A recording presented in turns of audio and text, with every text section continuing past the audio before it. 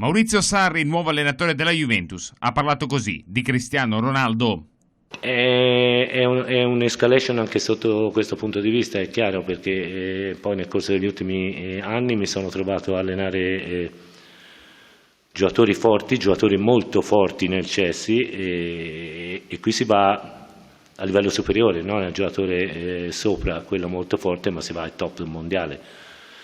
Quindi è un'emozione, un ragazzo che ha quasi tutti i record che si possono avere nel calcio mondiale. Mi piacerebbe fargliene battere qualcun altro, che perlomeno per uno dei suoi tanti record io ho inciso qualcosa, quello mi piacerebbe. Cesare Prandelli non è più l'allenatore del Genoa. Il tecnico ha voluto però salutare la piazza con qualche rimpianto. È un addio con rimpianto? Assolutamente sì, perché ci credevo, perché pensavamo di poter costruire qualcosa di importante, ci stavamo forse anche riuscendo, perché ripeto, qui dove siamo in questo momento ci sono delle persone capaci, serie, ma soprattutto hanno la maglia del Genova attaccata sulla pelle e quindi sono molto credibili.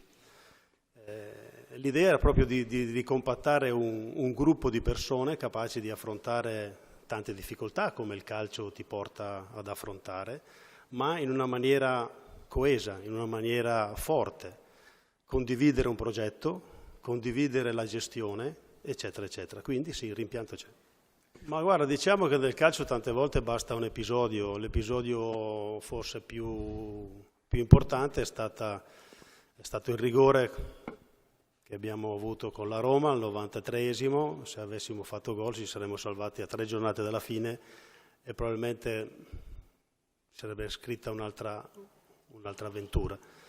Però non ci sono mai controprove nel calcio, quindi portiamoci a casa quello che abbiamo fatto, una vittoria, una salvezza molto sofferta. E poi per quanto riguarda l'ultima partita c'è stata la divina provvidenza del calcio che ha dato una mano al Genova. Noi non abbiamo avuto nessun tipo di merito nell'ultima partita. Potrebbe garantire una buona plusvalenza da 15 milioni Luca Pellegrini, terzino sinistro della Roma, al rientro dai 6 mesi in prestito al Cagliari.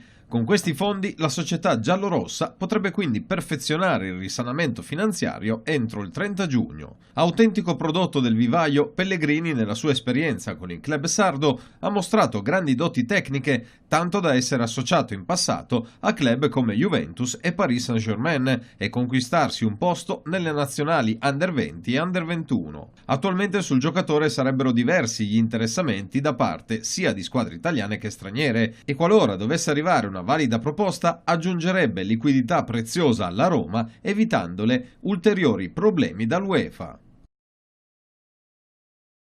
Nuovo obiettivo di mercato per la Fiorentina. La società viola segue con attenzione l'Italia Under 21, non solo perché in campo c'è Federico Chiesa, ma anche per Rolando Mandragora, che il nuovo direttore sportivo Daniele Pradè vorrebbe portare a Firenze dopo averlo visto da vicino all'Udinese. Per il centrocampista classe 1997 al momento solo qualche chiacchierata informale con i friulani. In caso di interesse o trattativa reale però ci sarebbe da fare i conti con un altro club bianconero, la Juventus, che ancora mantiene l'opzione di controriscatto per 26 milioni. I piemontesi però non dovrebbero fare ostruzionismo.